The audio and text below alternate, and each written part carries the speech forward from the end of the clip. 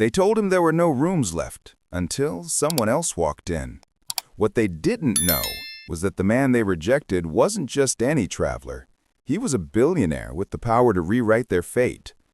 The rain came down in sheets as Charles pulled his sleek black SUV into the circular driveway of the Grand Horizon Hotel in Naples, Florida. The golden glow of the chandeliers spilled out onto the wet pavement, reflecting an aura of luxury. For most, the hotel was a sanctuary, a haven of comfort for weary travelers. But tonight, Charles wasn't met with that kind of welcome.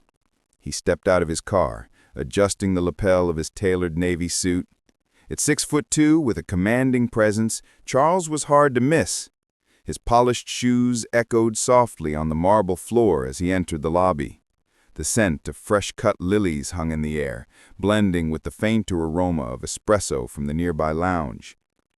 Charles approached the reception desk with an easy smile.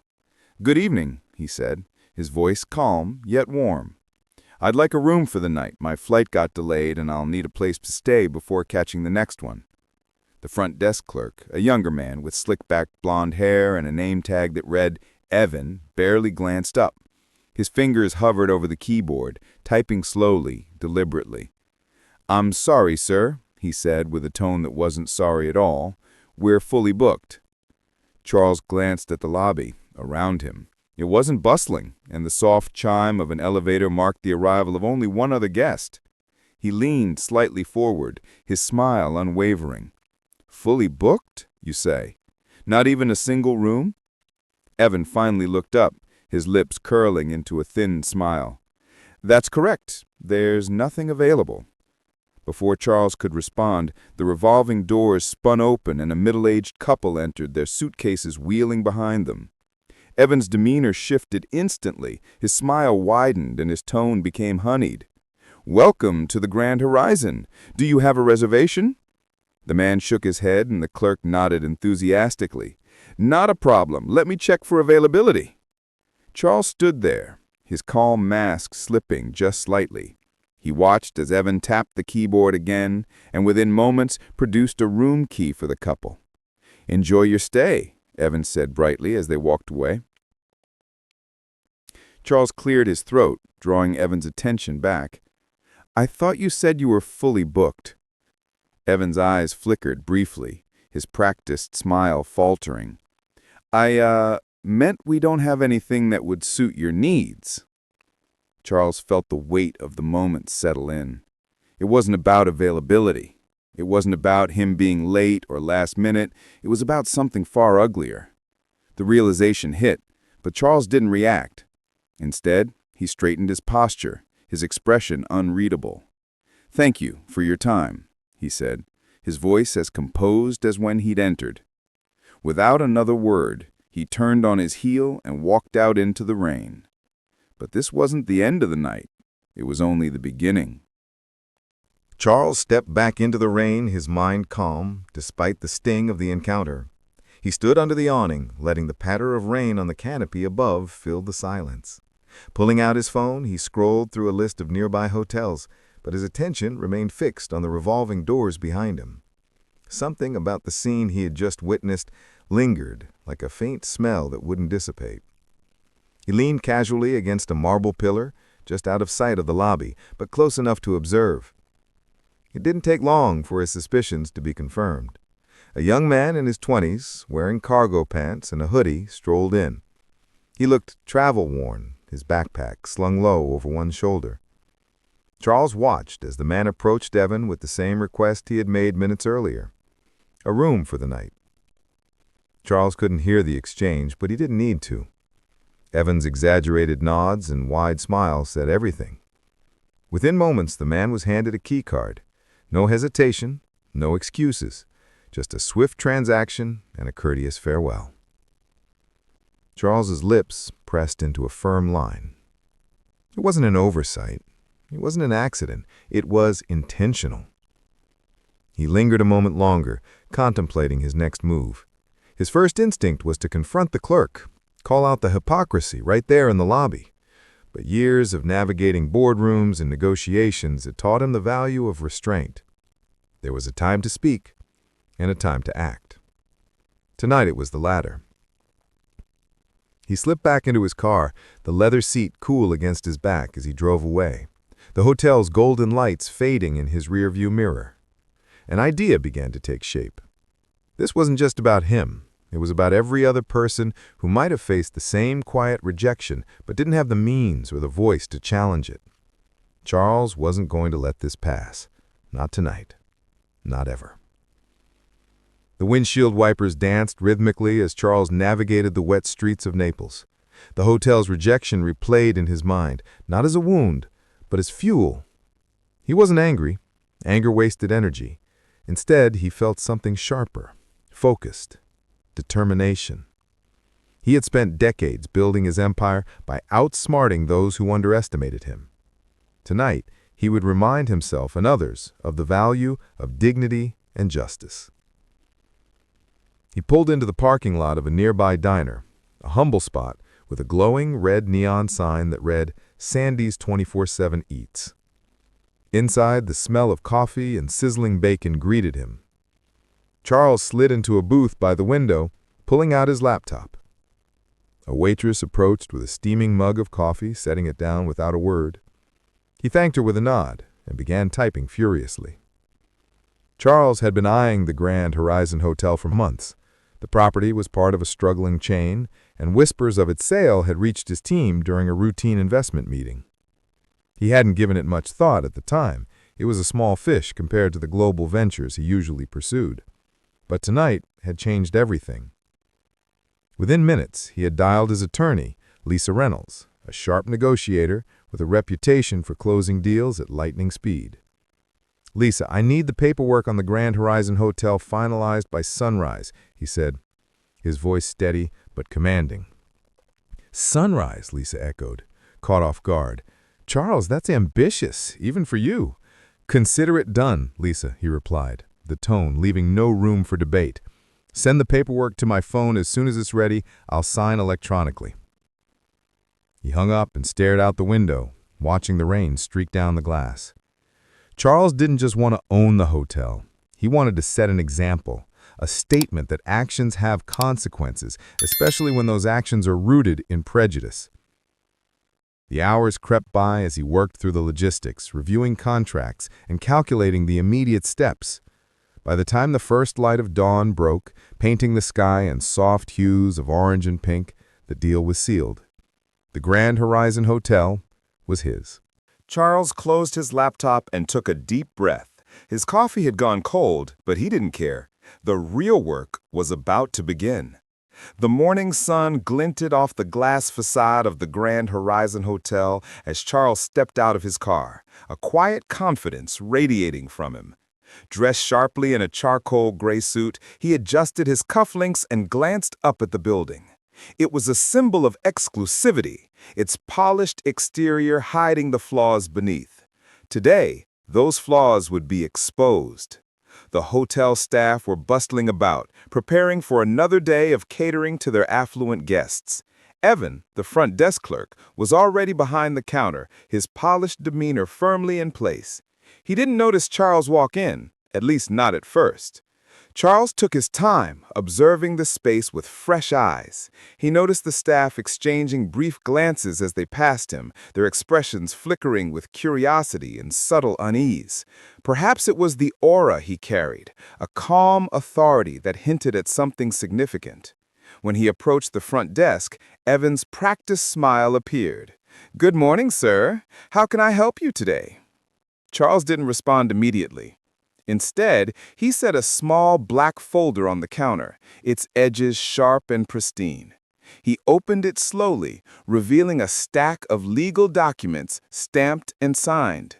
Evan's smile faltered, confusion flickering across his face.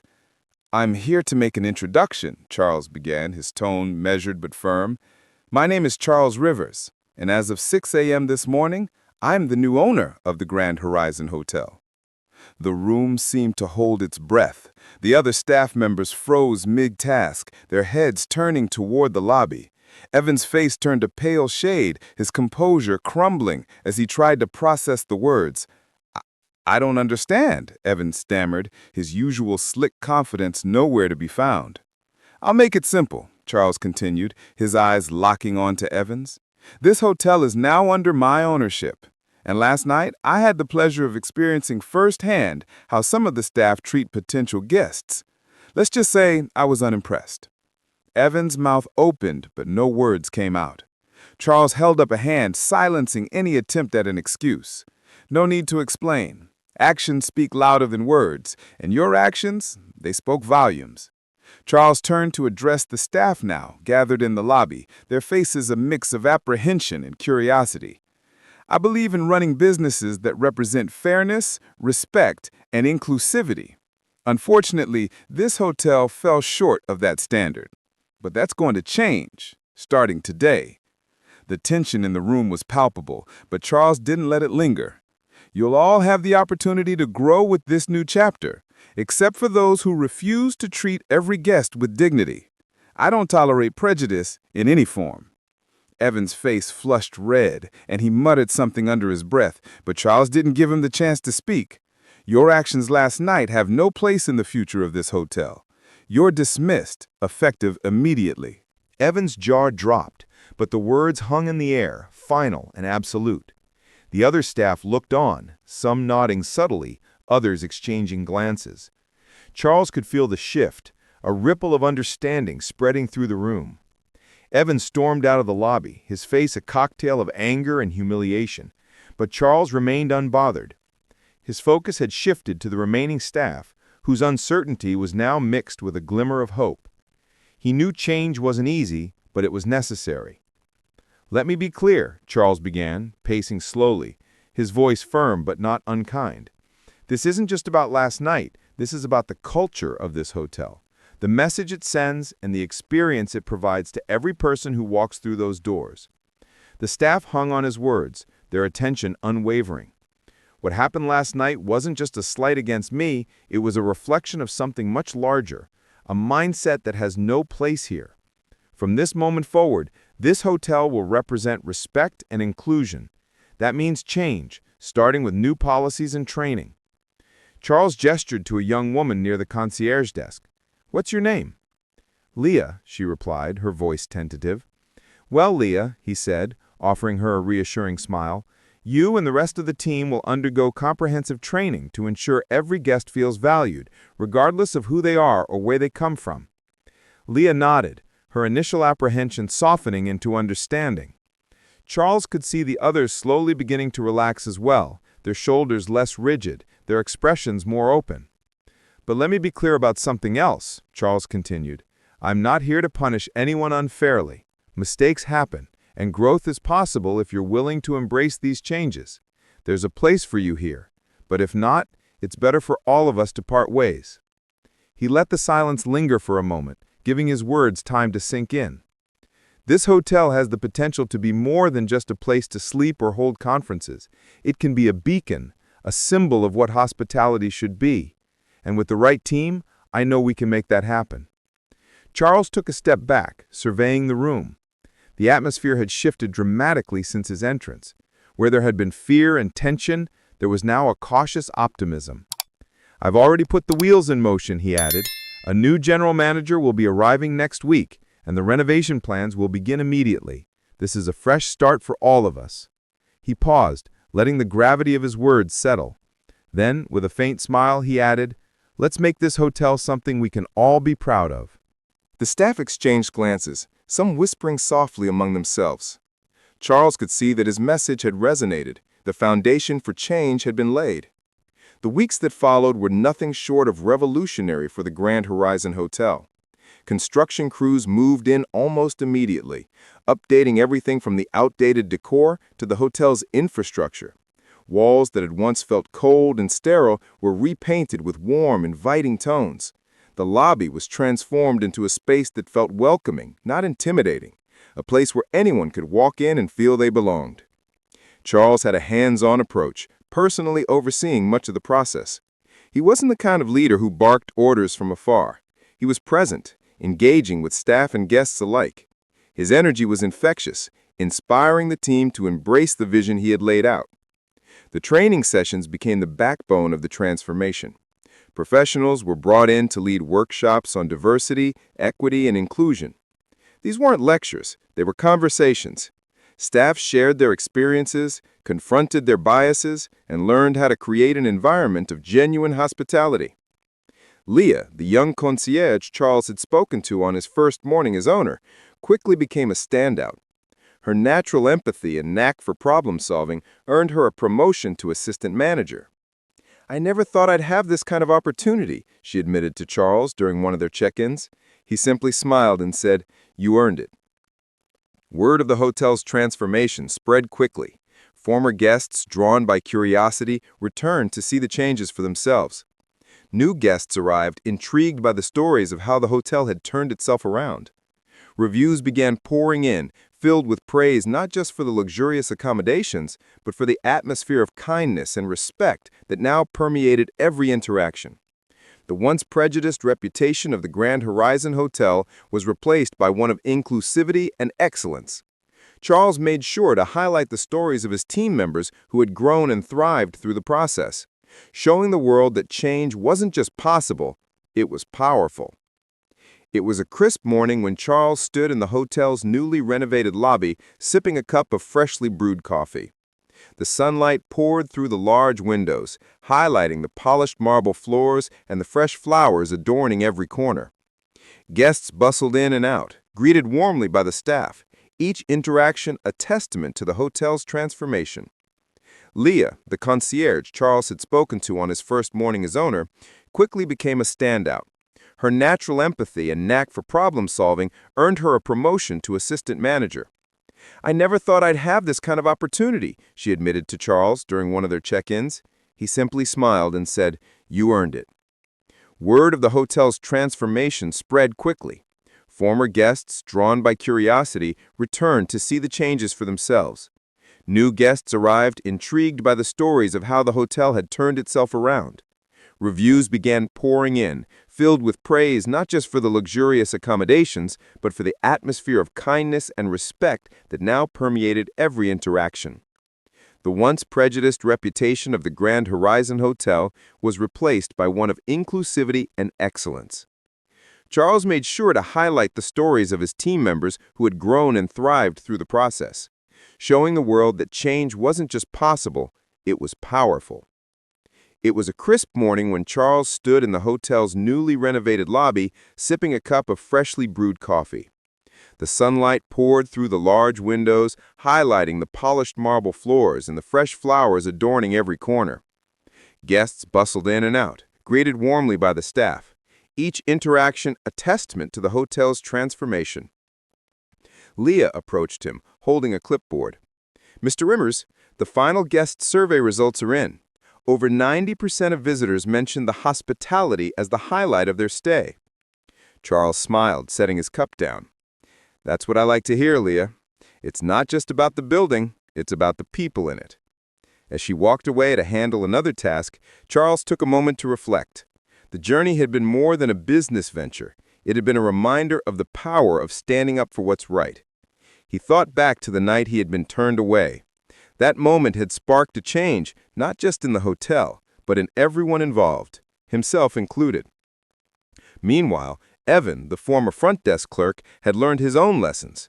News of his dismissal had spread quickly, and opportunities in the industry dried up.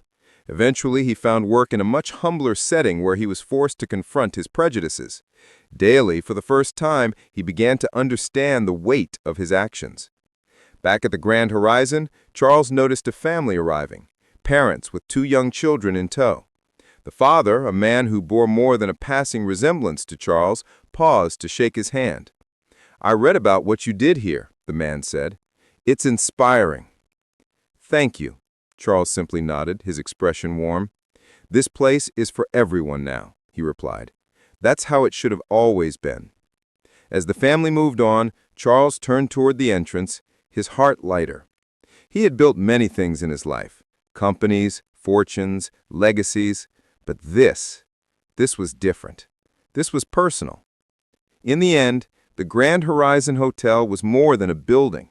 It was a symbol, a reminder that change begins with a single act of courage and a belief that every person deserves respect.